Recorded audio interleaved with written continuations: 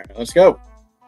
Hey everybody, welcome back to another all new X's for Show, your premier media response show. You know, we are talking all about this season of Drag Race coming to a close. I'm Nico, and you guys can check me out at NICO Action. That's NICOACTION. Hey everybody, it's Jonah. You can find me places at Peak Jonah. Hey, I'm TK. You can find me at TK Accidental. And that makes me Tori at SM Tori with an I. Which means I'm your producer, KEVO Really. You can find me at KEVO Really. Make sure to like, subscribe, and comment so we know what you want us to cover in the future. But we're covering a very special finale because we are going to be entering a little bit of a break before All-Stars in terms of Drag Race content. So this is a big deal. This is a big deal finale. This lady right here. This lady. This very shiny, reflective lady. Right? She made some choices this finale. I want to start with, like, more than just this finale, this season. KEVO, would you pull up that beautiful board you have that has all of the girls and the number in which they were eliminated?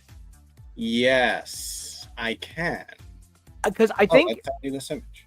I don't want to take forever. I want to talk positive. I want to say something really cool and positive about each girl. I want to hit it. I want to be really. One thing I want to say is that Hormona is good at picking levers. That is She's a talent. very good. She picked a lever and it levered, and thus Michelle was proven to be buoyant and a witch. Right? That's what happened. That's basically what happened, I guess. So, guys, something nice about Hormona, because she was technically eliminated first. I'm not doing that to Lucky. So some people, I genuinely do think that her command of pink is beautiful. I actually love her color palette. I love what she does. It's super positive. Hormona was bad at Drag Race in that way that says that you would still really enjoy seeing her show locally. Or even nationally, you know what I mean? Like, there are some girls who are bad at Drag Race, and you're like, I always go to Magnolia Crawford, where you were just like, well, you seem unpleasant. You were not good at this show, and I would never want to see you, which is, why that person doesn't do drag anymore. But Hormona had some really great vibes. She just wasn't particularly good at Drag Race. It didn't really seem like the best fit for her. But she got to showcase enough personality that, like, I would totally be stoked to find out that she was coming to my town, to be in a town and find out that she was doing a show there. I would be really happy to see it. I think it would probably be a really cool show. And that's what some people get from the Drag Race experience. I just want to say real quick, producer KEVO messaged me behind the scenes to be like, why Hormona first? And I replied, she lost first. She did lose first. But I'm under the impression she is not our pork chop, though. KEVO, I'm with KEVO. Our pork chop is Lucky. It is what it is. Well, that's not what I said. Yeah, he called me an idiot. So. Oh well.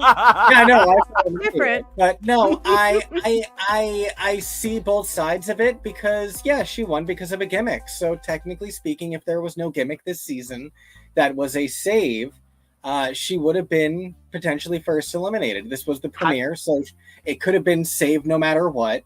So that's always a consideration. But in terms of losing first, Hormona. Okay, I get it. I get what you're saying. I just want to say, like, we're all talking about how gimmicks make people winners and losers and stuff, but let's not forget Mary Louise Parker wouldn't have that Emmy if it weren't for the desperate gimmick. So, I want to know, Jonah, how do you feel about Hormona and her book tour season? I adore her. I think she's pretty clever. I think she's funny. I love her commitment to a bob. And I love that she gave the gift that keeps on giving, that the evil is filled within Katy Perry.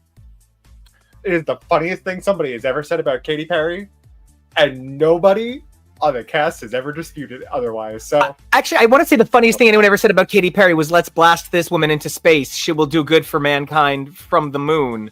But, okay. I guess always please come back to Hormonify anytime you want. But I want to say something that I really love. Lucky Stars did not appear a single time that was not memorable. Everything Lucky did was memorable. Didn't feel like Lucky should have gone home. Understood all of it. but I don't think Lucky gave us one moment less than awesome, less than amazing. I didn't want anybody to go home this season. I like them all. I adore Lucky's creativity. I remember from seeing that promo. I think that promo look is probably still one of the most stunning things and creative interpretations of a theme that I've ever seen.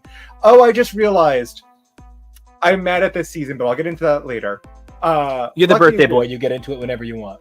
Yeah. Oh yeah, it's my birthday, everyone. Yeah. The fact that this season's theme was water and there was no lip sync to Water by Tyla is the dumbest thing I have ever seen. Oh, for it God's was sake. right there. Anyway, bad on you, show. Bad. Boo. Bad show, good, Lucky. But Lucky's great. I love her creativity. I love what she does. I hope she's booked and blessed. That's my hope.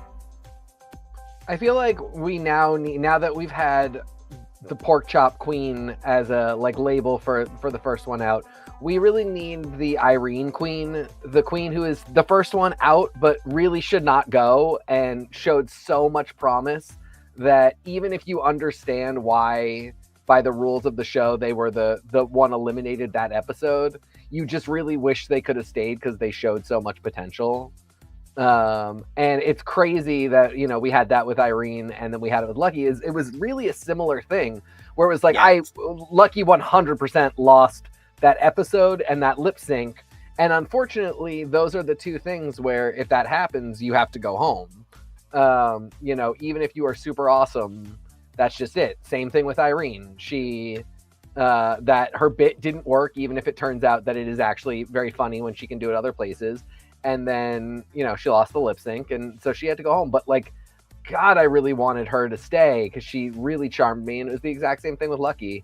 So it's an interesting spot to be in because it's also then you really fiend for that person. I think about Irene all the time and how I want her to be on All Stars. Be very excited to see if she's in this big tournament style thing that's coming up. And with Lucky, it's the exact same thing. I would want to see her show. I can't wait to see what look she brings wherever she goes. She's just really, really cool. And again, kind of like Hormona, there's maybe something valuable about that, even if you didn't get a ton of time on Drag Race. There's something very valuable about leaving them wanting so much more. I think something, though, that's interesting about getting the Lollapalooza at the end of the season and getting to see girls get a second take and seeing what Lucky Stars brought.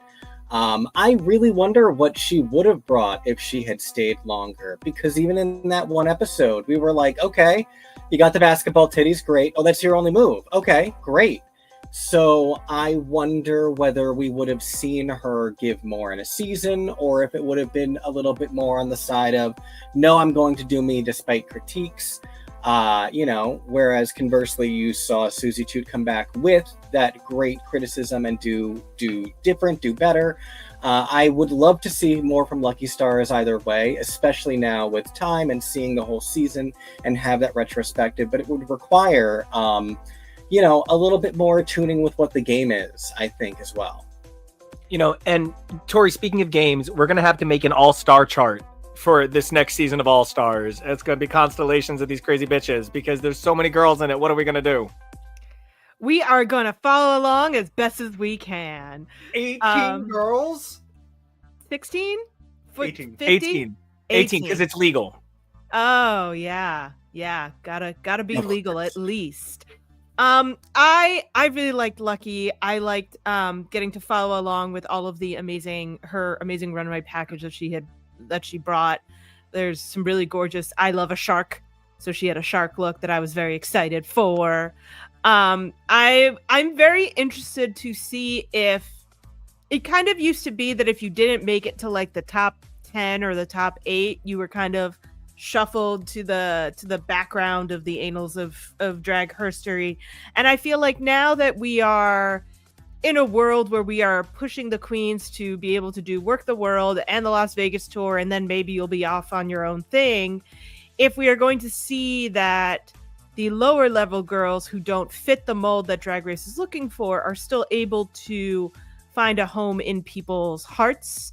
You may not be headlining a solo tour, but you might be able to pull together 3 or 4 queens and bounce between 12 cities in in the EU or in Australia or something and still like get a solid career out of it. It might not be stratospheric, but it'll be solid. It'll keep you going.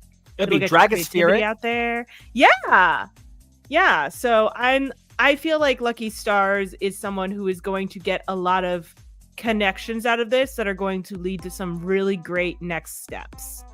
Also, she looks like she's on the tennis team for the Pink Ladies in that, and I'm so jealous. That's the best fucking jacket. Ooh, or Steven Universe and Steven Universe Future. Yeah. Oh, love Like it. So from Lucky Stars to gotta read. Oh, Joella. Well, You forgot the Ella. Can I just say, actually, what I would forgot love all to say about about the Joella, you could not have convinced me, like, off the top of my head. She went home third. Technically second.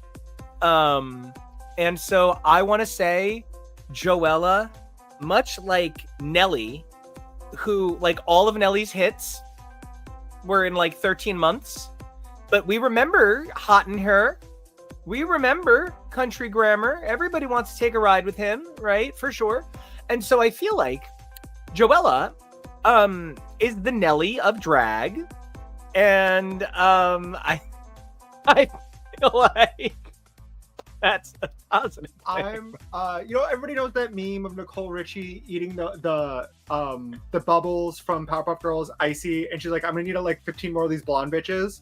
I need production for season 18 to give me 15 Joellas. I need 15 people who are there to make good TV. The fact that she is only competing in 3 episodes and she is still one of the most memorable people from this season tells me everything I need to know about her. And I shook my head, but actually, sure, let's have the first season of RuPaul's Drag Race where the girls burn down the workroom. Why not? I want a fist fight. I want water, now fire. Okay. She's perfect. Everything from the Slasian Diva of LA. I'm really confident I'm still going to be here next week to your lip sync opponent. I'm known for elegant and my looks. Like, everything about her is quintessential perfection TV drag for my entertainment. Give me more. And I'll say, even like I'm still really confident I'm going to be here was not really that mean. It was a mix of like delusion and like you have to have that. You should have that kind of confidence no matter what. Because that's in yourself. That's not insulting your opponent. Especially the way she said it. The thing I loved about Joella was everything that you said, Jonah, except for a lot of times when we say that about people, the people we're talking about on Drag Race end up also being a little bit horrible. End up being queens who like actually want to fight, actually want to get insulting, actually want to scream, want to have like moments of unhingedness that like have a Gestapo costume. Yeah, I mean, like I'm looking at you, Plain Jane, where it's like you are amazing, you did make for great TV, but at times you were so shockingly unpleasant and mean. It like stopped being fun to like. It just went into a weird zone too quickly. And then it's like, oh, but I've been rooting for you because you're so silly. And now I just think you're being kind of a dick today. And I don't really know how to reconcile both of those. Joella was like, the energy was pure. There was no time where it wasn't safe to be rooting for whatever was happening on Joella's mouth. And like, you weren't worried about anybody else being insulted. She is just in her absolute own little world. The fact that Katy Perry is like an accessory for her and that came out in the show this time around while Katy Perry's in the midst of putting out the worst album ever and then going to space. What a wild ride that you just like, some of it is her personality and some of it is you just can't buy luck like that. Like, even, the Katy Perry stuff would not have been funny or fun if this had been during like Dark Horse ET era. Yeah, I want to say Joella Perry and Katy Perry walked so that Corey Toot and Susie Toot could run. I see it. Yeah. Yeah, I mean, she's great. I can't wait to see what's next. Who else has got the Ella? Do you want to go?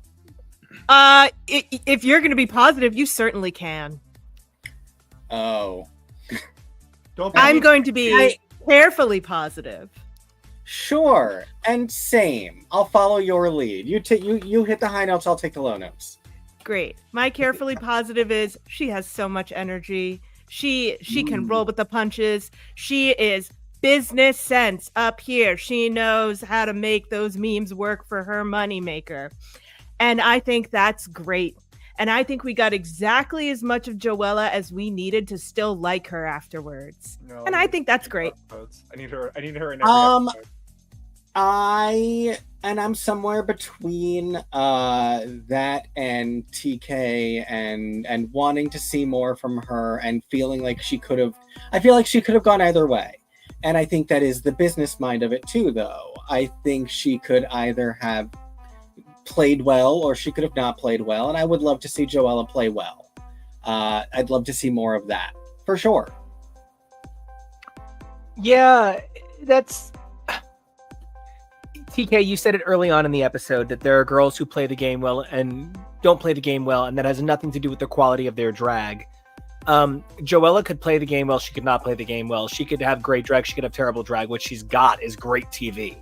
And like that is more important than the rest of it combined.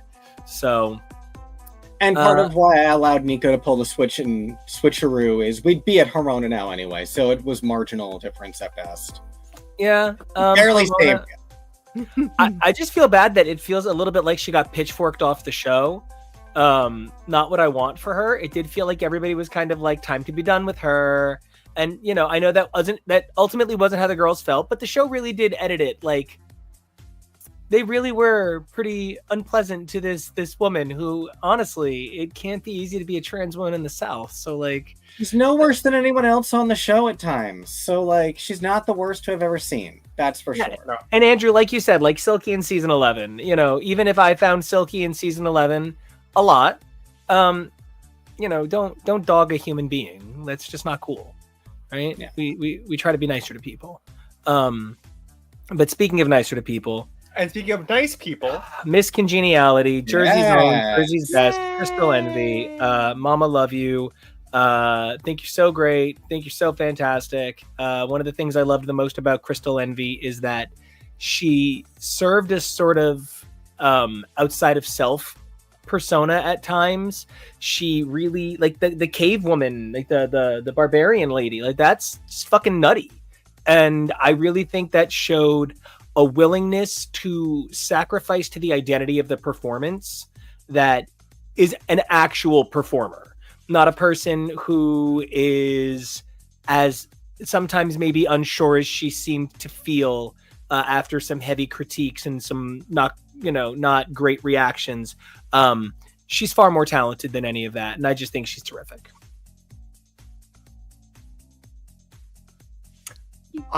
I adore this queen, not just because I'm sitting next to the Asbury's biggest fan over here, or that we're of the same age, so we have the exact same level of brain rot, and we have the same meme references, so that works for me. No, she's a queen who I think storyline was given to somebody else. Had Sam Star not been cast this season, we might have seen more of Crystal. Not a guarantee, but they filled the same archetype and they filled the same narrative, and they gave the narrative for the prolonged season for Sam. I also think the show wanted a little bit of a shock out. You had somebody who was doing except pretty well. She had out of the 6 challenges she competed in, she was top and arguably top 2 in 3 out of the 6 she competed in, which is pretty incredible for only competing in 6 of them. And from somebody that you didn't necessarily see as maybe funny or like can like let, you know, as our favorite queen of season 15 says, let loose. I adore her, and I'm excited to get to see her perform sometime. The nicest thing I can say is we're talking about her way too early. Jonah, I think you really locked on something here with the fact that she and Sam had similar characters, and they went with Sam over Crystal. For my money, I would have not made that choice. I will also, this sounds like it's like an insult, but like I did not expect Crystal to be the one getting Miss Congeniality, and it made me want to know even more. Like everything about Crystal, unfortunately, in a positive way, like this is so true of all the queens that we're talking about early on, but everything just makes me regret that they got eliminated when they did, and makes me want to know more. You know, she seemed like she had a really strong energy and trajectory for the show, such that for me, I was 100% certain she was going to be a top 4, top 5 queen. And that even though I was a little critical of her, and it's something that I said is because, especially because NICO and the Jersey Boys all loved her so much, I tried to be extra critical so that somebody was like a balancing voice of like, we don't just love the Jersey girls. We can be objective about whether or not they're good or bad. And so I was pretty critical of her from the beginning.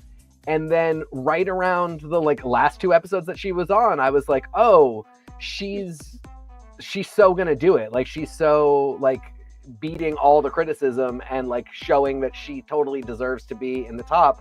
And then really quickly she was out in a way that I was like, I didn't think any of this felt right. You know, I didn't think she lost her lip sync. I didn't think she was the worst in the episode that she was in the bottom for. So it was really kind of crazy. But I'm super stoked about her. She's one that I really have zero concerns about. You know, I said about Lucky and Hormona that like, I would love to see them live. I think they'll do great. It's okay to not do well on Drag Race. All those things are true. But like, I don't know anything about how their careers will go. And I have no guesses. For Crystal, 1, I do think she was really good at Drag Race. And I think she could have and should have done better. 2, I just really think like, you know, being that she's a Jersey girl, being that she has access to New York, New Jersey, and like, you know, can get on a plane and be in LA very quickly. She just strikes me as the type that's going to be doing a lot. That she would be great on a Work the World, on a Christmas Queens, you know, the Easter tour. I think they should do it. And I think she's great. Yeah, Crystal is definitely one of the ones where I'm like, I wish I got to see more of this. I wish I got to know you a little better than as an archetype that was being that had a similar archetype to someone else on the show. I think I wanted to get to enjoy her on her own a little bit. And so I was very sad to see her go. I do think that she is one of these that could have gone a little farther if it hadn't, the luck of runways and challenges hadn't broken down the way it went, because I think she did really well on the now that's what I call Queens challenge. I think she did really well, pretty well in SNL. I think she's got it all, and I think it's just gonna be it's just a matter of time. So, and you know what's not to love? She's a business owner. She's blonde. I love her so fucking much. I don't even care. Crystal, call me. I just want to take good care of you musically. Kevo, as the other Asbury baby over here, how much do you love Crystal? And answer that like you're from the Northeast and not a red state. Or the UK. Oh, so a fist bump because we're Jersey. No, she was great. You know, it's really disappointing. The fact of the matter is there are some girls that, even if they could go far in this competition, just aren't really given much of a chance. It sucks. I felt that way about like Amethyst, I think, whatever season that was. Like, there are girls that, yeah, you could go further, but you really weren't given gemstone names, I guess, something about that.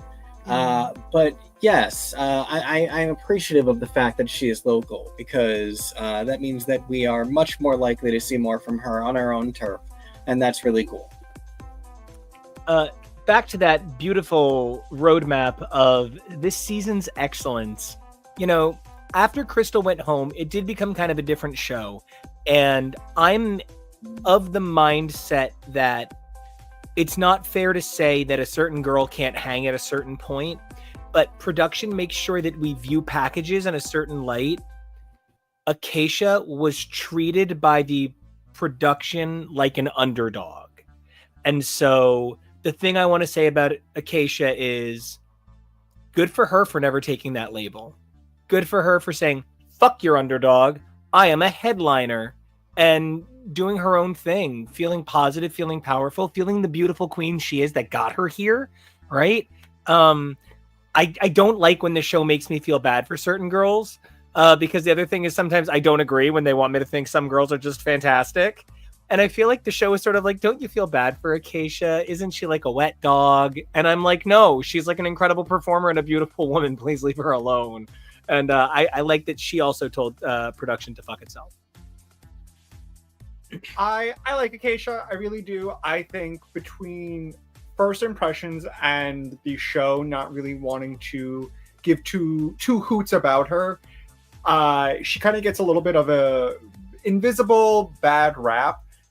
But I really don't think she was, bottom two worthy, but worst talent show from her week. She's got the worst bad rap since Darien Lake on Oh No, She Better Know. And I was just gonna say the last time we went to Chipotle. Bam! I do adore this queen. I do think that on a maybe different season with not as many big personalities, I think she might have been able to shine through a little bit more, and the show was a little bit more vested. Because I do think she is a little bit more naturally funny, a little bit shady. I like her aesthetic.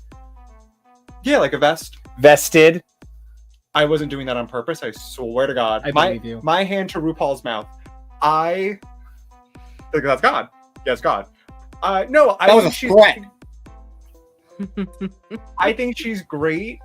I just feel bad that the show took her namesake to heart and was like, I think maybe that's even part of it. Just naming yourself something about forgetting is a little, branding. But I think she's great. I wish her the best, and I think she might. And this might sound like a read, but I mean this in the most positive way possible. I think she's the best bar queen from this cast. I think that if I saw her performing at the bar or at the club, I think she would give the best performance. Her OSHA safe death drop is still my favorite thing from the Lollapalooza. It was the funniest thing in the entire world. No, for real. Like a failed lawyer, I can't pass a bar. So I completely agree with you. That is a compliment. Yeah, I liked the more I saw Acacia outside of the show, the more I liked what she had to bring. I think that she was I think she came in with an idea of who she would be on the show, and when the show wasn't going to support her in that, she had to make some changes and wasn't able to implement them in time to stick around. I think that I think her makeup has become kind of almost iconic and specific enough that when someone else pulls off that blush, I'm like, Acacia, is that you under there? I don't know. I really liked her. I think we are going to see a lot fewer people singing live now unless it's on All Stars, because apparently nobody knows how to live mix and it's not worth it to try anymore. Yeah, that is something that we don't talk about enough. A lot of these girls have the talent, but there is a reason that you really do need to do a good sound check. Thank you for reminding us that so much of it is a deeper sense of production. Yeah, I mean, I think everybody already covered it. She was really promising. It just wasn't the strongest showing, and that's going to happen sometimes. I, early on, really rooted for her because she was brave enough to sing live, and I do think that should count for something, because it showed more of an attempt at what a talent is. And again, like, I'm completely for leveling the playing field, and everybody does a pre-recorded song with, that they lip sync to and do a dance number. If everybody did that and we called it the cabaret or the variety show, and we could judge everybody by the same criteria, Andrew, why does she look like Spinda? A very fair question. If we leveled the playing field like that, I'm totally down. A lot of those songs were really great, but to me, unless you are a trained dancer that is specifically there to show off the talent of your moves, really serious like dance ability, then I don't. And as great as a pre-recorded song might be, everybody auto-tunes. There's no shame in it, but like, you're not necessarily showing your vocal talent at its best bringing in a song like that. So she really took a risk by doing that. She was not done any favors by production. I don't think it was the greatest song in the world, and it was her greatest performance. My biggest thing with Acacia is she's so multi-talented, and she seemed to not bring a ton of confidence in her multi-talent. to the competition. And my wish would be that she would show up being like, having that Trixie Mattel, nobody else is doing what I do kind of country girl in LA confidence, which, she's doing what Trixie does. But no, I mean, she had a lot going for her. And I hope that she builds on that and expands. And yeah, I mean, as both Tori and Nico pointed out, gets boosts from other productions she works with when it comes to her actual live performance that she's doing. Yeah. Yeah. And go ahead, Kevo. No, I was just going to say, I think that she's going to be the first girl that I will bring up something we bring up a lot on the show, which is diversifying Drag Race content. Maybe this wasn't the show, but maybe a different type of show that was more focused on her style of performing. We keep saying that we want to see more stuff like that. Even just like a Drag Race Gong show, something that's a little bit more seeing girls bring different styles of talent and competing with that rather than having to follow the often mercurial but still very specific Drag Race rubric. Yeah, I definitely think something that TK said really rung true for me. Is it a talent if it's already your job? Like me going into work and saying, I know how to color code, flip around an Excel document like you wouldn't believe. They'd be like, cool, that's a Wednesday. If I came in and I was like, watch me throw these knives, they'd be like, now that's a talent because it's not your job. Right. And I think for a lot of these girls, they come to the talent show and they're like, welcome to my very best number from my show, which is great. But we all do that. We all do that. And, that is kind of even the thing about, like, a friend of mine is an unbelievably capable vocalist. And so she can go like far farther a spread than I can naturally go. And something that she says all the time is like, yeah, but that means I can't do that every song. Because if I do that every song, then it's just look how big my range is. And like something that people may remember from those of you here who have seen Survival Instinct shows, I was in a band and like one of the things was the band told me that I had to stop doing high notes every song. And so instead I got really good at the 20-second hold. And I practiced it. And then one day somebody was like, that's not impressive anymore, right? And so like you hit a point where like, even if you're 7'2", somebody's going to go, okay, you're tall. Great. What's your next trick? And like, even when you come with a toolbox, part of the problem is this show asks you to exhaust that toolbox pretty quickly. And so it's the 24 rule. The TV show 24, when it debuted, had a book ready to go to take them all the way through the series. And then they burned through all 24 hours in about 7. And they had to come up with a whole lot more story on the fly. These girls are really good at coming up with stuff on the fly. Yeah. Speaking of coming up with stuff on the fly, I think that there is nothing better than the fact that Corey Toot came with a package far less talented than everything she has made up, making fun of her time on the show, making fun of the other girls on the show, lovingly good, making fun of like, you're so handsome, I can't stand how handsome you are, LOL, like that kind of making fun of. I think Corey King is an example of somebody who everybody always told her she was so talented, all she had to do was show up. She showed up and it wasn't good enough. And she has spent every minute proving to you that she was always better than good enough since then. And I hope that Corey King goes on to have a Dunkachino of a career. I love Corey King. Corey King for president. Corey King for Queen of the World, Queen of the Universe, Global, every other All-Star winner.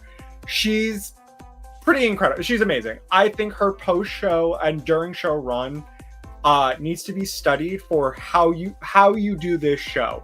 It has nothing to do with the actual show. It is everything to do with what you do with off the show. And the fact that a queer person from a reality show is the #1 person on Cameo is insane. And everything she does, I also think she exemplifies someone who, when she can control everything from when she's doing a cameo or TikTok or whatever, you can see where her humor, her creativity, and everything amazing about her comes out, because it's a little bit easier. I think one of the things we have to kind of give just a little bit of leeway, because they know what they're signing up for, but it's hard to be told when there's 15 cameras in front of you, you're in a freezing room, you're in a bunch of makeup, you're in a tight corset, you're in a wig, to be funny, laugh, make me laugh. And for a lot of people, even some seasoned comedians, that can be hard to be told to make me laugh on command. So I get that she might not have been the best Drag Race queen, but she is one of my favorite queens from Drag Race, point blank, period. She is just, everything about her is perfect. Post-competition, she's having a great life. I guess you can say in that way she is the Tanya Harding of drag. Yeah. Well, and she is part of the show's first very successful, from what it seems, showmance. Yeah, please, guys, I'm sorry. I know that joke was tasteless, but please don't come for my knees. Check your knees before you come for me. TK, please go Luli already. We'll come for your nephews instead. Yeah, I mean, you can tell that Corey has an it factor that I totally respect and can't wait to see where it takes her. I do think that they handled the showmance thing very well. I think it's a really weird thing that the show wants. It not in any way between the two participants, but everything else about it feels so incredibly forced. And I actually am even more charmed by the two of them, in that whatever they have going on seems like entirely their thing, that the show really wanted to take ownership of and market and document and turn into, advertising hours and billable dollars. And managing to still make it seem, seem authentic, and like they truly do love each other or whatever, care about each other and have a relationship. That's very cool to me. But yeah, I mean, Corey has a really strong personality. She has a lot of talent, and I'm fascinated to see what she does next. You're good with underachievers who are very loud. So, Tori, speaking as somebody who is used to having to wrangle incredible talent that just has some needs when they're on the stage, I know that as a theater kid, Corey is. I don't know if Corey was a theater kid, but my God, Corey's a theater kid. Like, do you get? I thought you said Tori for a second. I was like, that's insane. But yeah, no, Corey to Tori. Yeah, I'm saying to Tori. Corey's totally a theater kid, even if she's not. Like, do you get that that big dame vibe? Yeah. Yeah, I mean, I think it's the larger than life personality. It's the you can't bother me, I'm already on top kind of attitude. I think the difference for me, because I think that Corey King and Joella have similar brain patterns on how to use the show to get ahead and what you do with it, kind of things. But I think Joella would not like me, and I think Corey would give me a chance. And I think for me, that's all the difference between how I find them. And Tori, on Easter, my mother said to me, "How's Tori, the person that you find the least punchable on the planet?" Aww. And I swear there are just things you say that, yeah, you just get it. Yeah. I think that there is something very much about Corey King that is going to make people shit themselves when it's announced she's doing an All-Stars. I think that it's going to be a thing, and I hope for her sake she takes the time and doesn't jump at the first All-Stars opportunity. I think she should, the excitement for her to come will be there in 5 years or even 3 years. Take the time, hone the craft, come in with the package that you want to show your absolute excellence at, and I really think that she could be such an amazing All-Stars candidate. TK, I know you talked a little bit about Corey already, but I don't know exactly how Boston drag works per se. You know, I understand Jersey drag. One of the greatest experiences I remember having is getting to go to the drag shows every Sunday morning at Camp Out in Pennsylvania. Just absolutely one of the best gay campgrounds I've been to, where the drag queens made sure that you had a great time at the food truck. I can describe Pennsylvania drag and I can describe Jersey drag and New York drag because, you know, everybody goes to New York drag. But like, you're the person who can speak to that experience of being part of that Boston scene, of being part of the Boston experience. And between Jane, Katya, and now Corey, I feel like Boston drag. Jujubee. How could I? We're talking about a certain level of city that produces queens that define this show. How do you feel about Corey and that legend, that legacy that she carries as the person who could talk about it?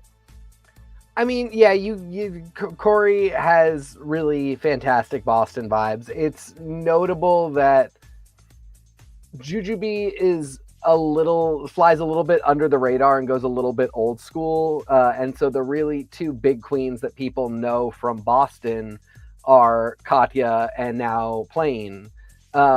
Two very white ladies.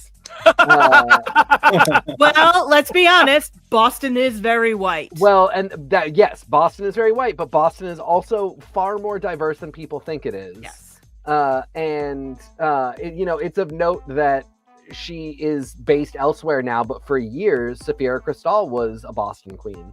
And non-white person of color Boston drag is really, really different. And it is not fun to always try and do in a city that is, I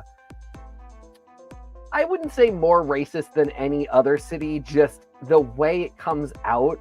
Boston's a tough town for all the arts. If you want to put your show through the ringer before you bring it to Broadway, you start in Boston. Yeah, it's a tough place. I mean, I love Boston, but it's a tough place. And so Corey really is adding an important dimension to what it looks like to be part of the Boston scene. And unfortunately, I imagine that she is going to do what literally every single one of those other queens has done and leave. Because why would you not? I mean, it's a great, it's not a great place even to start. It's a good place to start.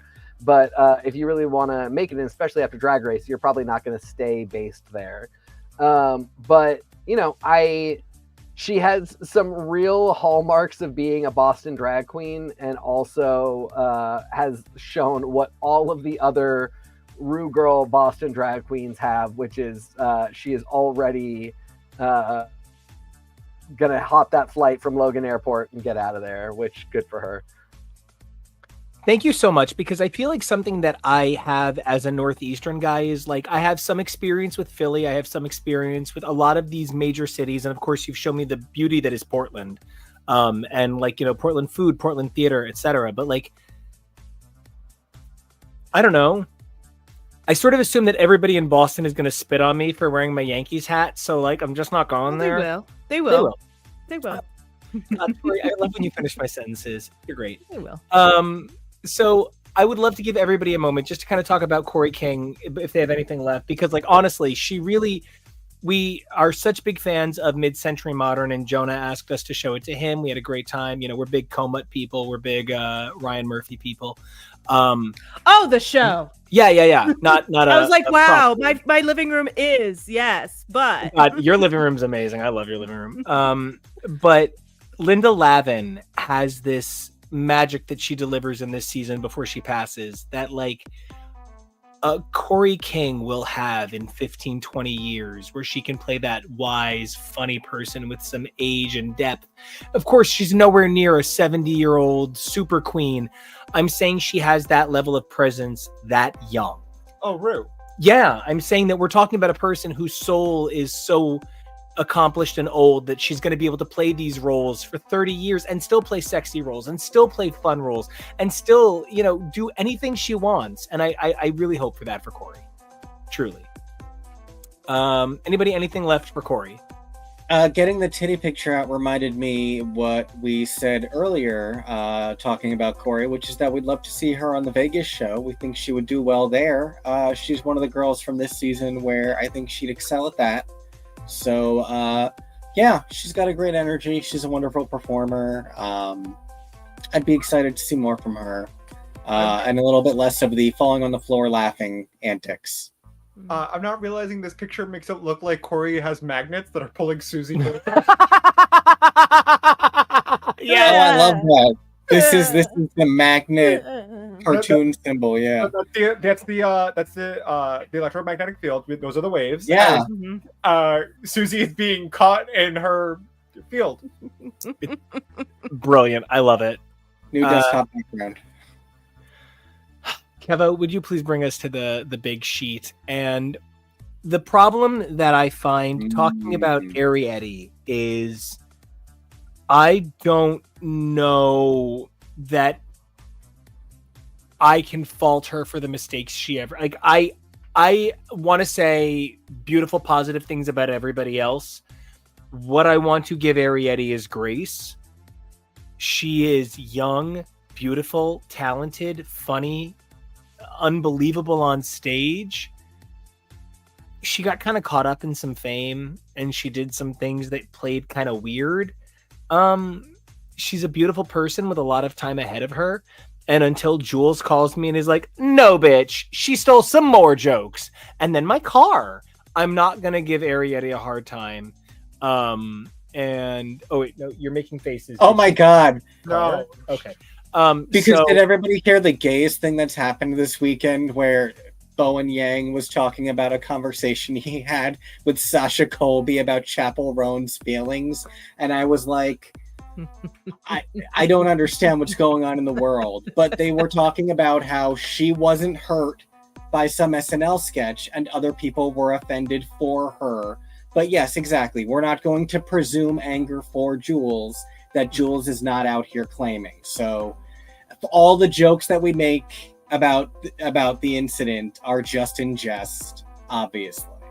I want to remind everybody, so those of you who don't understand, I don't just pick on Thorgy. I'm an enormous Stevie Nicks fan. And I actually just picked up an incredible Fleetwood Mac record on Record Store Day. I was so happy. Picture disc pressing of Fleetwood Mac.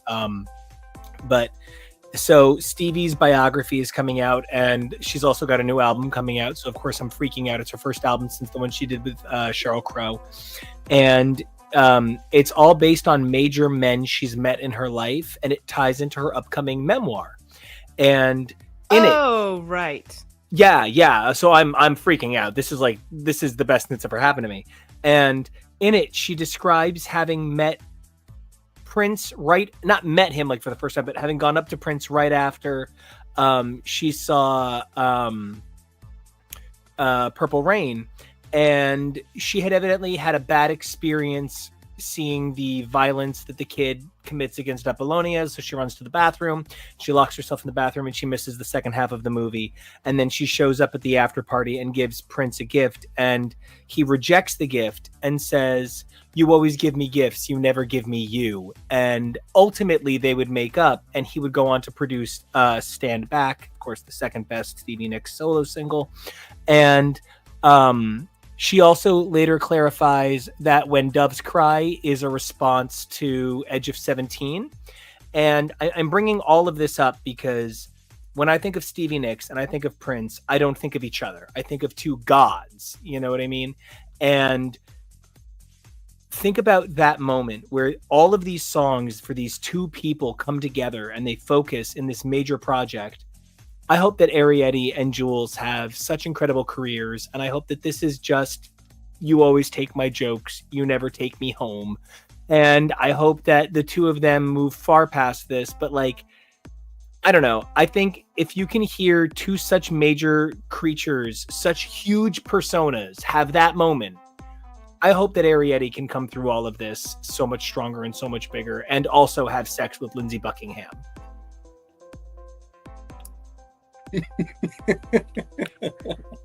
I don't think she should have to. Oh my god! For some reason, I- I did. Yeah, I think that Arietti has showcased how she is going to be a very sought after queen for designing looks in the future. I think she has shown some incredible talent. That means that she will always have bookings, and I think we are seeing a definite shift in the fandom that out and out villainy attacks are not as laughed off as they used to be. I think that a lot of the hurt that Arietti caused during the season is very similar to past like early season villains and the way that they would treat other queens in the room. And I think that we should celebrate the fact that the fandom can understand nuance and is not as cheering on for terrible acts, but does allow for the grace to grow. And yeah, I think that's very nice. And I think I would have been very sad if she had gone home when she pulled her lever, because I do think that her runways were extremely spectacular and worth seeing. Yes. Great gowns, beautiful gowns. One of Drag Race's probably most talented makeup artists we've had in a while. The fact that in a ball, she was able to change up her makeup distinctly into 3 different looks that required a lot to do. The talent on this woman, immeasurable in terms of makeup and putting a look together. I love her aesthetic. I think she's one of the best fashion queens we've seen in a while. I love her point of view from that regard. Yeah, she did something maybe a little mean. I shouldn't say a little mean. She did something mean, but she owned up to it. She apologized on camera. She apologized off camera. And you can tell it wasn't meant... The intent wasn't to be as cruel as maybe the effects were felt by the recipients. But at the end of the day, I think she is a fine person. She made TV. She made some mistakes. Don't we all?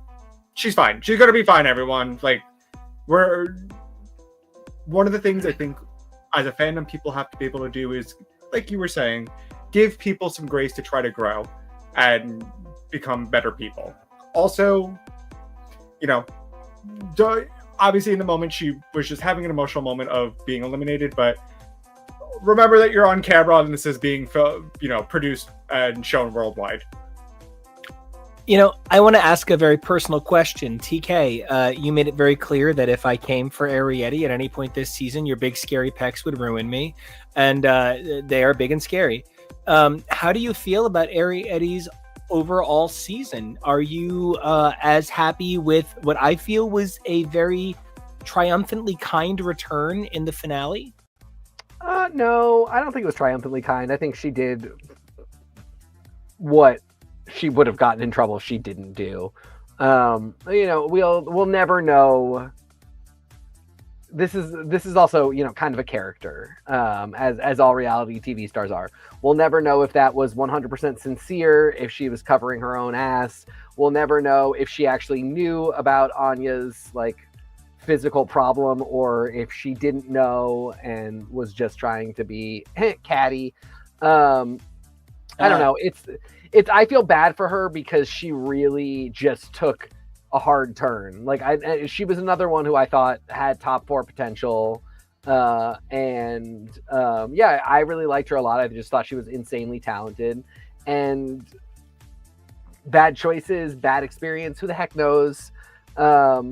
It's one of those things that I don't want to dwell on, because she did the prerequisite thing, which is just to apologize. But I wasn't like, oh, finally, the kind Arietti has returned. She is what she is. She's still insanely talented. I still hope to see more from her. But I also, at the end of the day, no matter what happens, you make the choices that you make. And you have to kind of live with those and the consequences. And that's where we are with this particular queen. I am I will continue to be watching. That cat look was just so good. I can't wait to see more stuff like that from her. But then, as for the rest of it, her presence on the season is a little bit soured for me. And again, that's just choices that were made that resulted in that. And that's just got to kind of be how it is. Does anybody have anything left to say about Arrietty? Kevo, I feel like you didn't really sound off, but I don't know how much of an effect Arrietty had on you. No, yeah. I think like everyone else, we were a little bit disappointed by the antics, but I think that is even what I would call the worst of a lot of the behavior on this season from her or any girl we've mentioned so far, is that it's just kind of antic-y. It's not anything like excessively cruel or horrific. It's not outright horrible sabotage, but some of the stuff that she did, it just wasn't amazingly above board, and it's just behavior not quite fitting RuPaul's Drag Race queen. And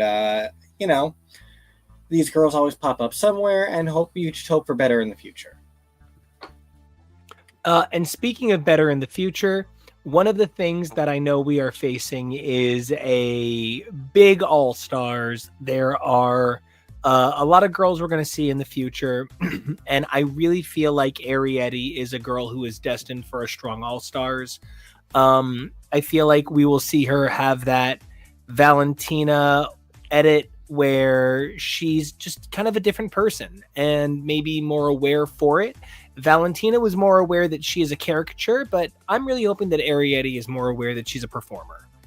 But speaking of performers, Lydia B. Collins just absolutely stole the show, beginning to end. I only have nice things to say about Lydia, except for that horrible David Lynch impression, but I have already done a good job David Lynching her for it, so she's fine.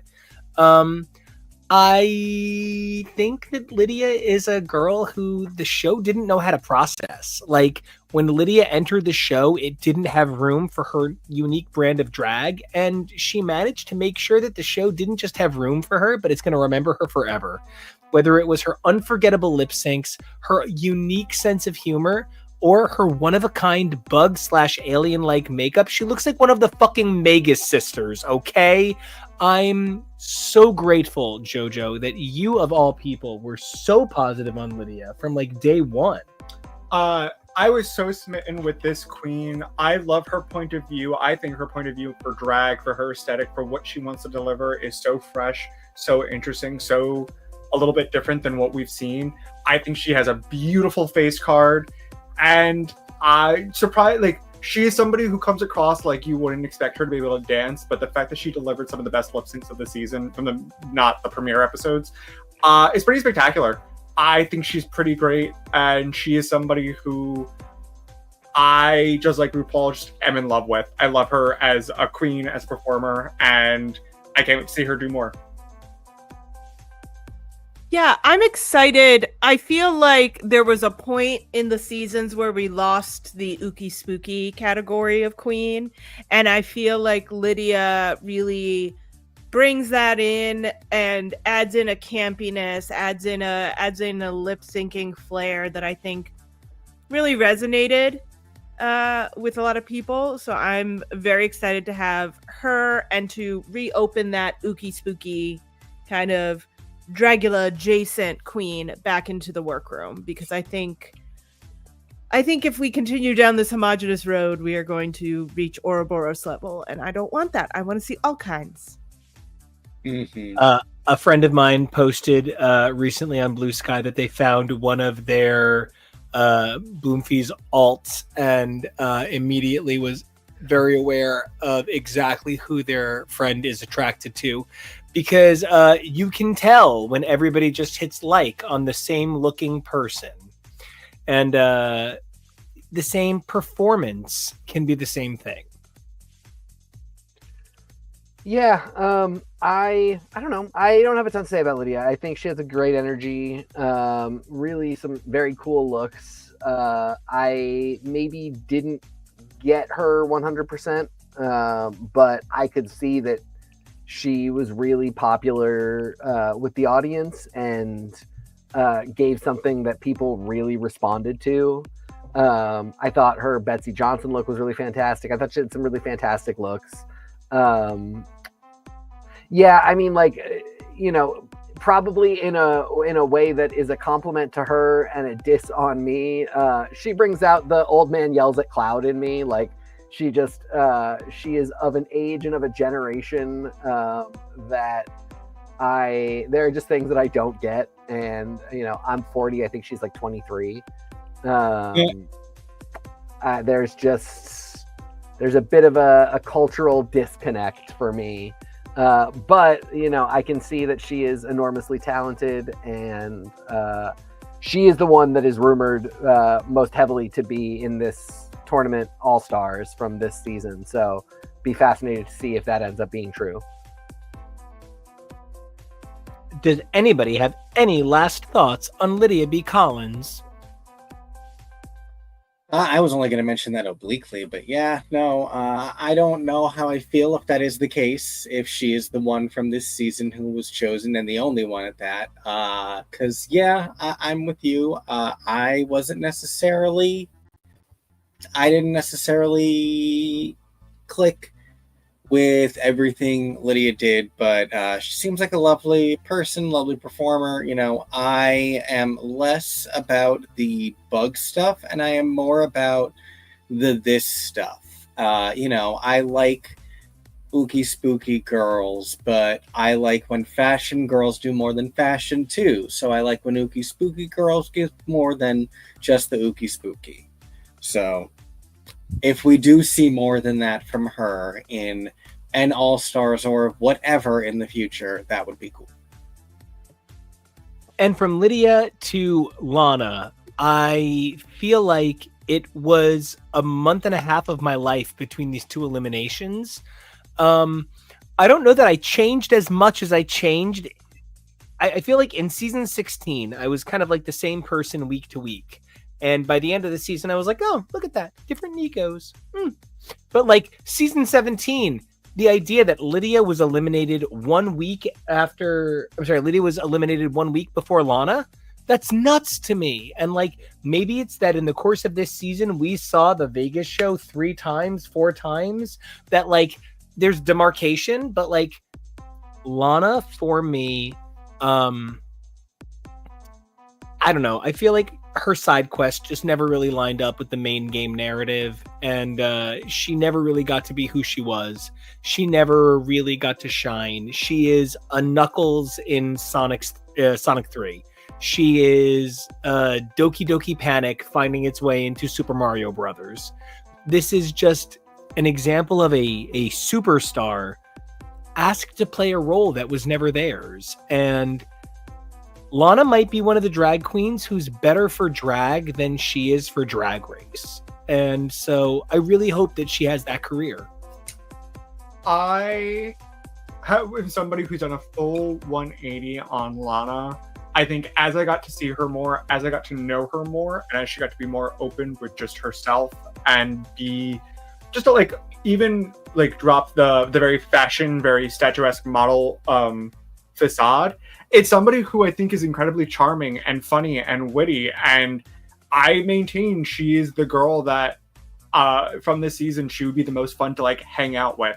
She seems like the most good time gal out of everybody on the cast, and I feel bad that she might on her original season she didn't come across as the most confident person, but I know in Lollapalooza she came back feeling like she had really believed in herself, believed in her own abilities, and believed in what she could deliver.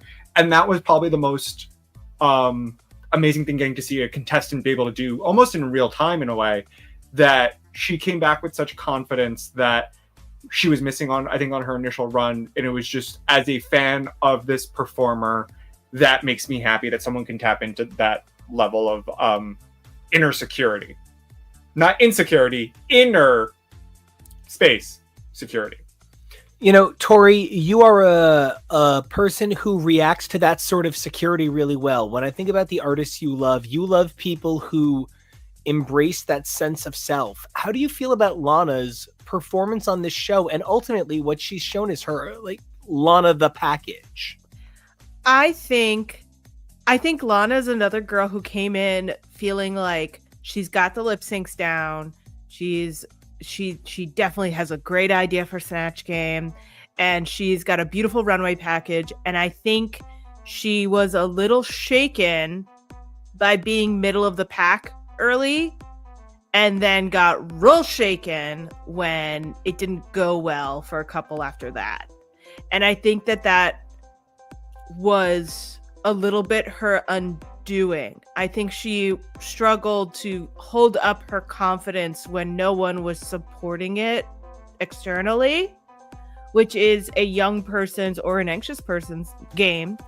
And I feel for that. And I think that for someone who fought so hard to stay for so long, she made a surprising mark upon the season. I think she was a wonderful balancing force that we sort of needed throughout, because I think if we had kept a bigger personality, I think we would have had a very uneven room, and these cliques that we keep hearing about might have actually become an issue in the show. But I think her even-keeledness was really an asset that the show was able to harness. I love that read. And I feel like one of the things that when I think about Lana, even when she was like, I have these intense feelings, she was always like, I'm going to deliver them in a way that is not yelling at you. And like, that is a really fascinating element to bring to the table. Anybody else? Any thoughts on Lana? She looks fucking gorgeous, man. Yeah. Gorgeous. Lines. And I couldn't help noting the similarities between the aesthetic in her look here and the aesthetic in the background of her set piece for her opening performance. You know, it is this very specific, cute, sweet, Those very cloud starry. earrings. Yeah, exactly. It is a very specific style that I find very fits this very, poised, very sweet personality that, we really did note that she seemed very shy for a lot of this season. So when we got to see her come out of her shell a little bit more, that was nice. So I would love to see more of Lana as opposed to, the way I feel like she might have held herself back this season. So from here, we have very few girls left to even talk about. And I feel like I don't want to be that person, but obviously Susie should have been in the finale. Susie now, yes.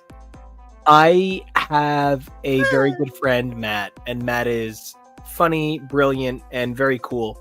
And Matt really presented an argument to me that I hadn't considered. Ru does not love Susie's drag, but Ru clearly has affection for Susie.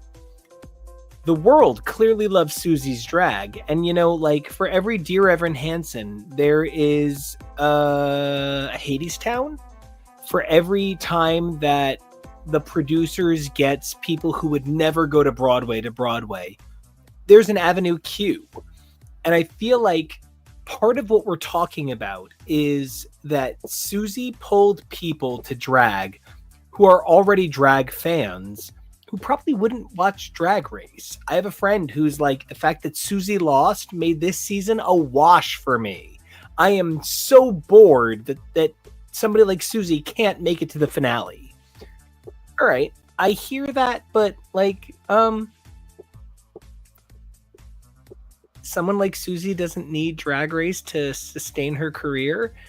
Someone like Corey is so talented, so funny, so brilliant, but because she puts on fake boobs, everybody ignores her. Somebody like Susie, she would find roles on Broadway. And then when she's 65, she would get to be in a really, really awkward, thoroughly modern Millie. And it would just be fine. And she would be Susie Sansom Harris. And we'd be, celebrating her Tony win. But Rue said to herself, fuck, okay, I put this person in a contract. I can either make this money or I can pass on this money. And now, Susie Toot is a RuPaul's award winner, whatever award that is. I think she should have won the season. I don't think Anya shouldn't have. I think I said in the second episode they should be tied co-winners. And so, like, I would never take second place from Jules and first from Anya, but I would give Anya a special asterisk next to it, and it would be Anya/Susie. Guys, fifth place, Susie Toot. Greatest thing that ever happened to Drag Race. Go. Well, I mean, she kind of already does have a little bit of crown. She's the queen of. She already don't had hers is for this season. She's the lip sync lollipop. Yeah. She won $50K. I really love when people describe me with things they randomly heard at a bank. You've never heard someone say something insane and it stuck with you forever? I worked at a bank. I have some really fucked up stories, and you guys should just call me. I love this diva. Love everything about Susie. I was, in love from the promo. I loved her from the first episode. Her tap dancing to, unfortunately, Woman's World was, well, what kind of like collectively all got our hearts. And I think she's the one with the brightest future. I understand why she was cut. I understand why she went home. All of that. This photo, just everything about her just makes her such a fascinating enigma, and she's like the person I'm the most excited to go be able to see perform and pay. I will pay exorbitant sums of money to go to a meet and greet and to just say, "I love you, Susie."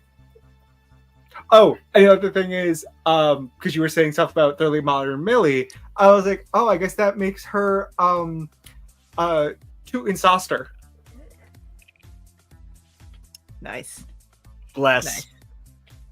I wonder what Christian Borlée thinks about that. Well, don't belay our opinions. Keep going, people. Susie's a really interesting character. Rue adored her in the beginning, but I do think she does a type of drag that was never going to win. I do think Rue likes it up to a point. I just don't think she would necessarily crown it, especially because I think Rue adored her in the beginning. She was really funny. The 9 tap dancing toes of Susie Toot was very funny. I think Rue thought she was getting another Jinx. A lot of places where Jinx would zig, Susie Toot chose to zag. And on top of that, Susie didn't do great. Like, ultimately, she didn't do that great in the competition. She didn't win a bunch of the time. Like, a bunch of the times when she thought she was going to win, she didn't. And this is why, like, I thought I love her. I thought she was a top 4 queen too. But like, it was that thing where I was starting to get really annoyed with Lexi, because she kept being like, we got to send the front runner Susie home after Anya had more wins than Susie. And so, and then ultimately Lexi did talk a little bit about her own insecurities.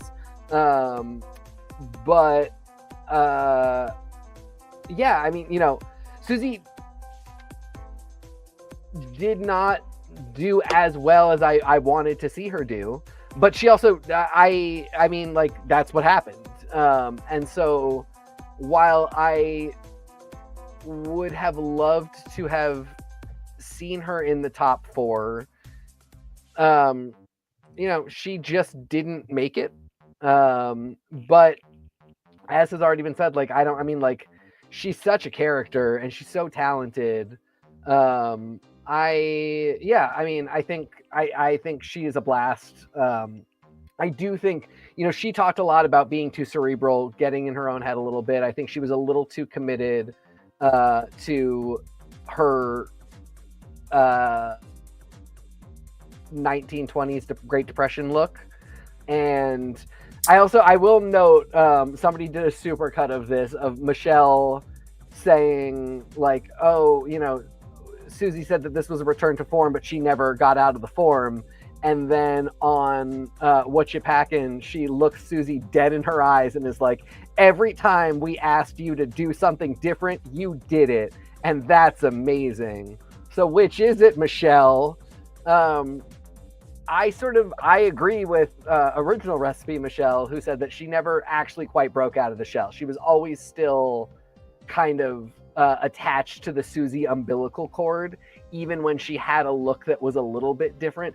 And this is a great example. I brought this up for that reason, exactly, because the eye line, this is still Harley Quinn makeup. Yeah. So it is still something very Susie too, even for all she brought to the Lollapalooza. Exactly what you're saying. And this for me showed a little bit more of moving in that direction. This, something like this, I would have wanted to see in her third look on the show, and then for her to go even crazier from there.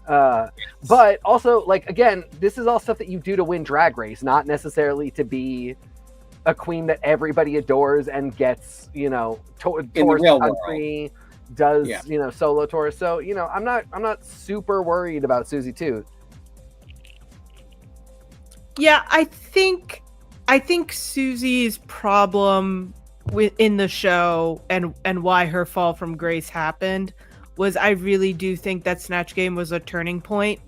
I think it was one of those, if she had done well, it would have continued her into the finale, but that she was not great, and then she was fine at the roast.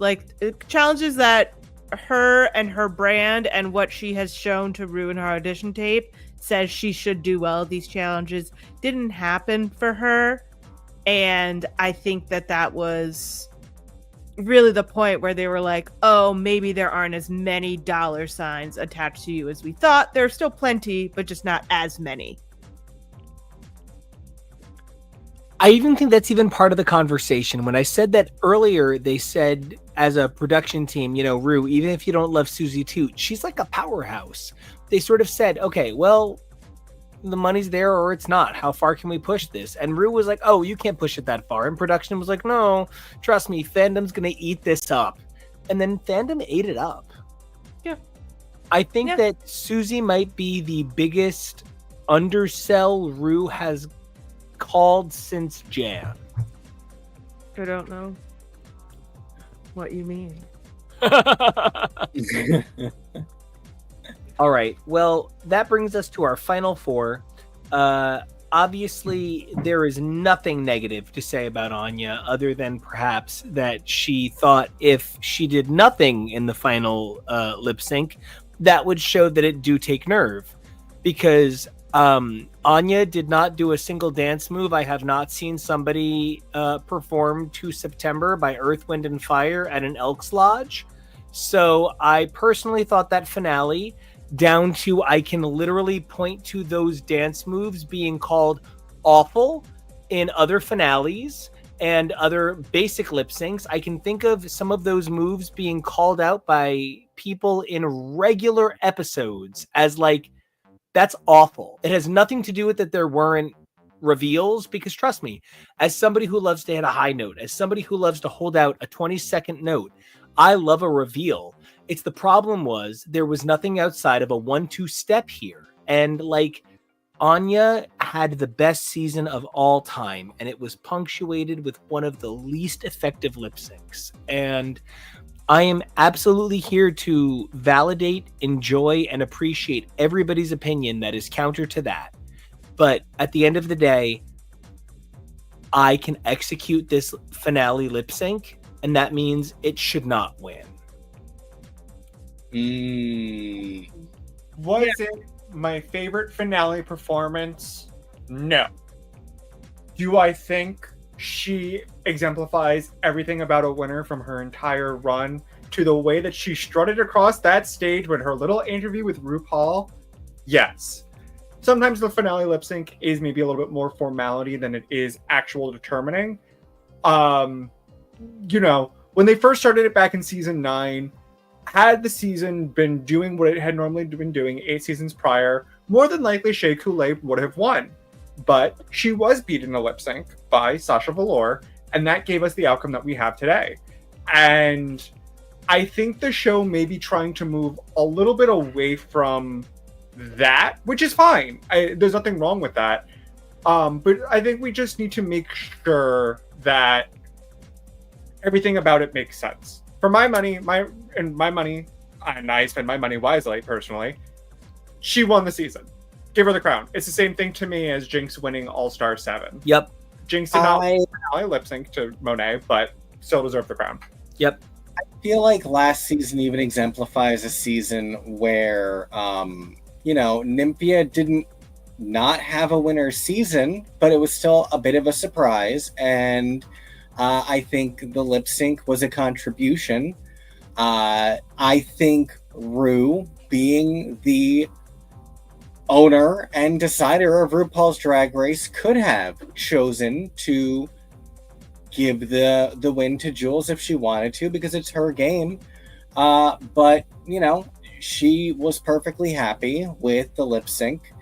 And yeah, exactly. She had a winner season, and no one is there's no contesting that. It's just, this is a contest, and we have a lot of really talented girls who give a lot.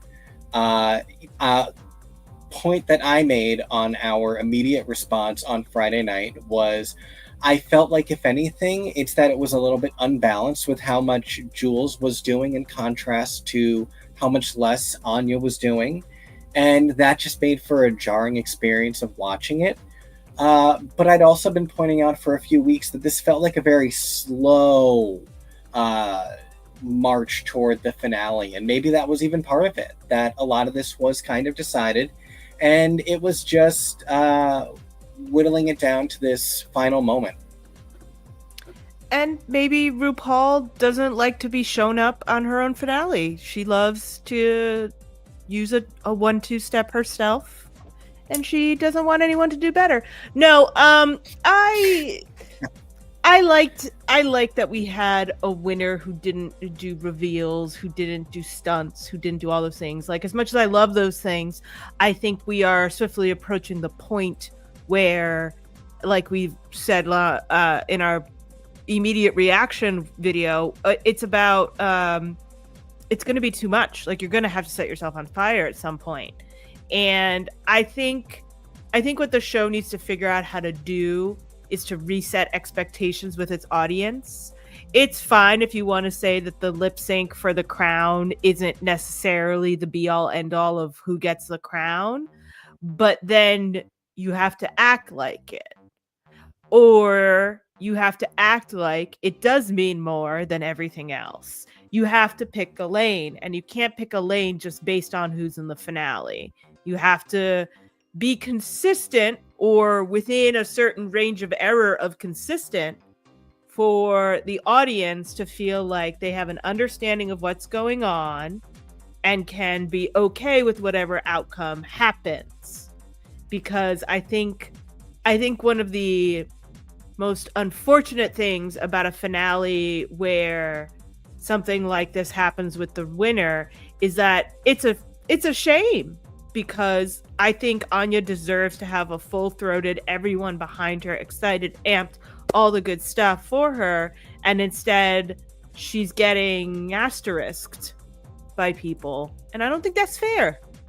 And I think it's about more than Anya. I'm glad that I scanned past these screen caps, because we were talking about this too, where, like, why is the house lit for so much of this finale to draw attention to the fact that it's just the regular auditorium, so it's not this enormous audience.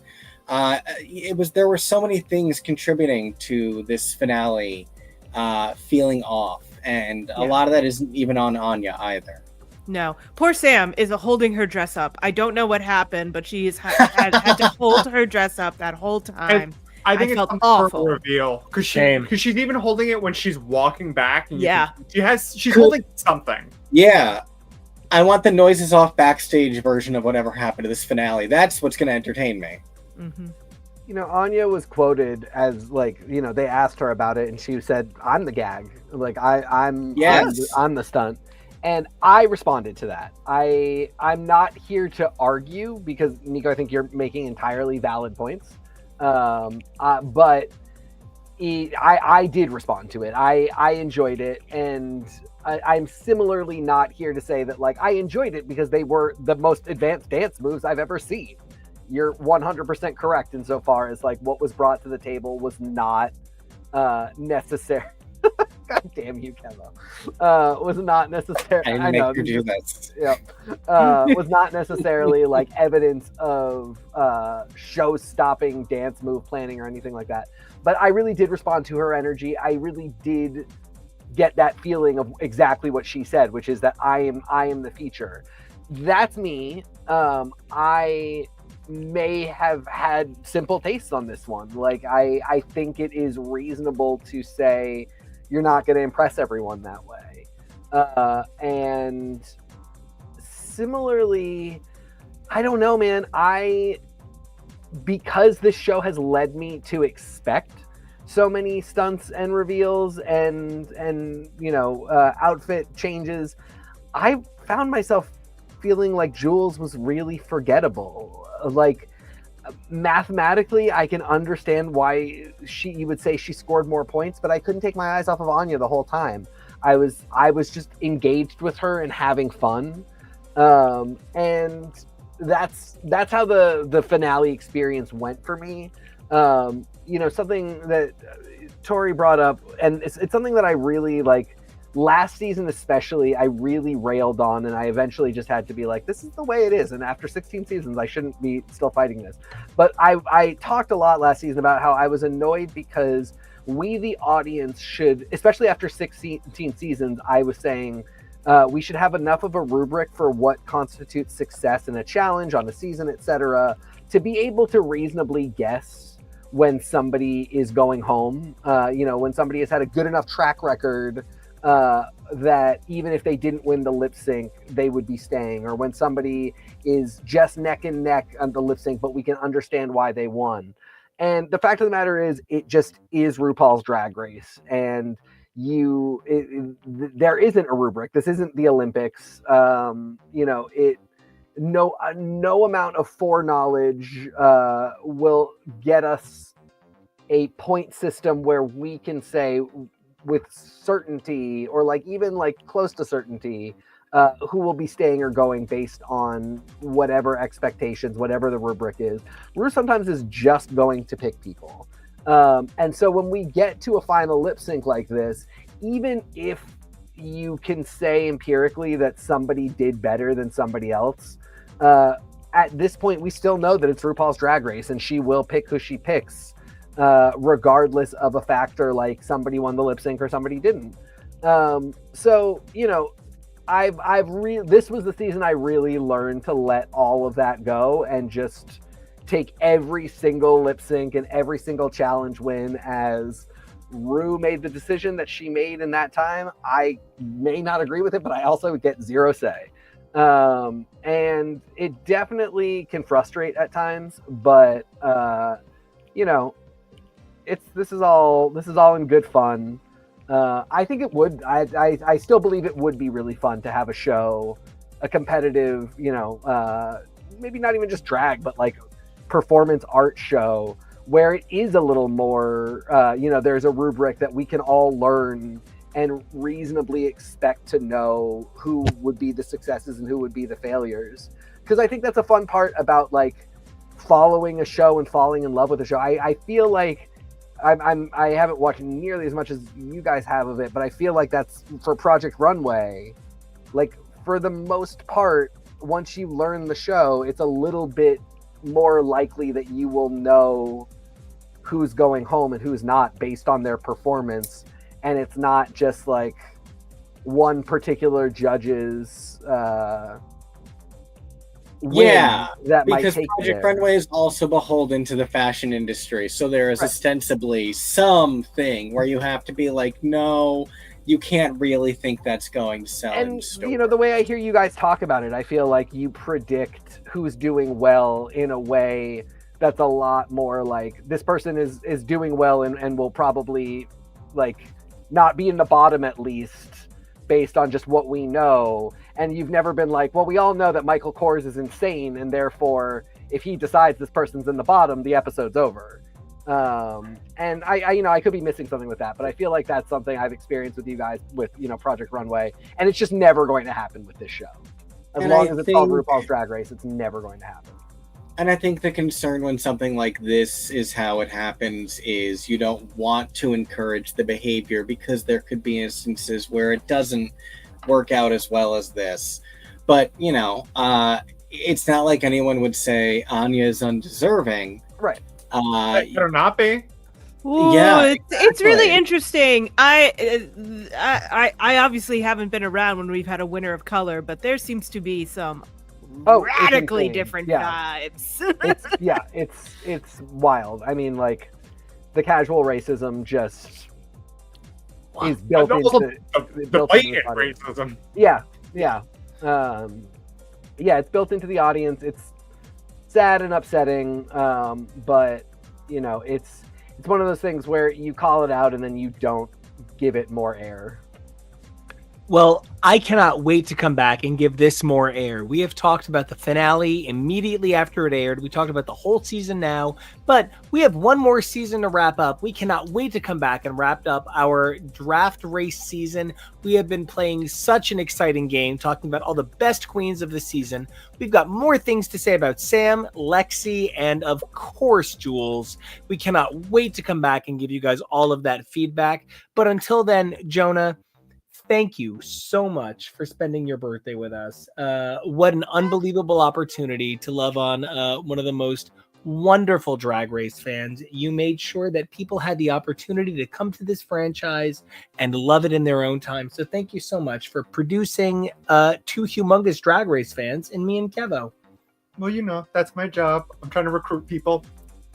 And if everybody wants to get recruited by your sexy ass self, where can they find you flexing all over Blue Sky? You can find me there or other places at Peak Jonah. Tori, you have significantly fewer flex photos, but the way you flex on this show is so sexy. So where can everybody find you if they want to be a part of that nerdy, geeky, baseball cap, hair, glasses? I can't even describe the pocket protector look you're rocking right now. I come by it honestly. My father was an engineer. You can find me online at SM Tori. That's Tori with an I. I will be out there suddenly being Seymour all over your feeds. I love that. Tori Toot, you are everything to us.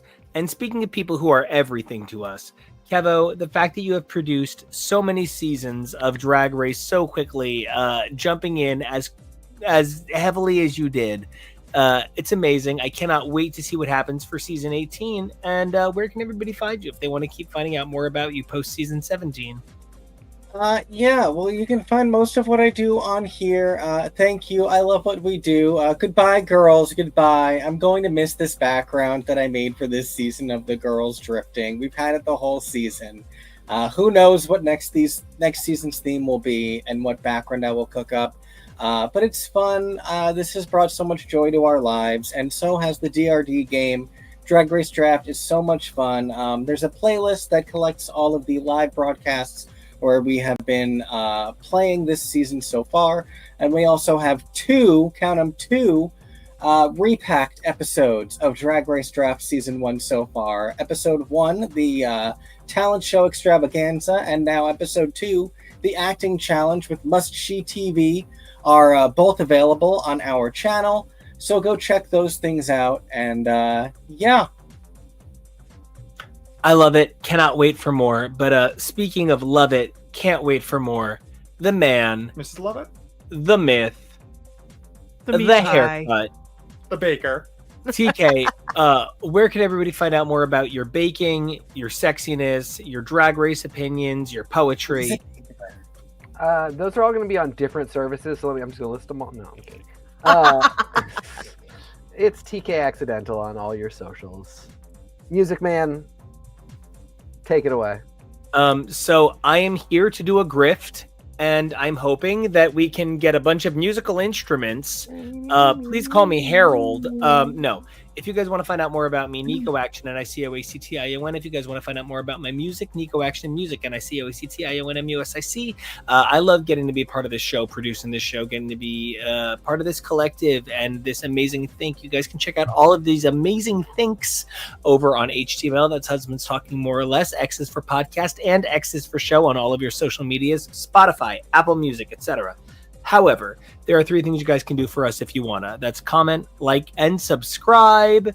We got lots to say, and we want you guys to be part of it. But 3 things we want you guys to be part of that have nothing to do with us. Number 1, please stay safe. It's a crazy world out there. Popes are dropping. Number 2, please be brave. We want you guys to keep being who you are, even if you're dropping like popes. But number 3, please evolve daily. Who you were yesterday is incredible. Who you are tomorrow is amazing. And you would finally evolve into Pope Turtle. We cannot wait. So until then, they really want this show to end. You're why they're coming for us. There's no pope. We're all free to. It's like the purge out here for Catholics. No Pope, watch out for the smoke. Yeah.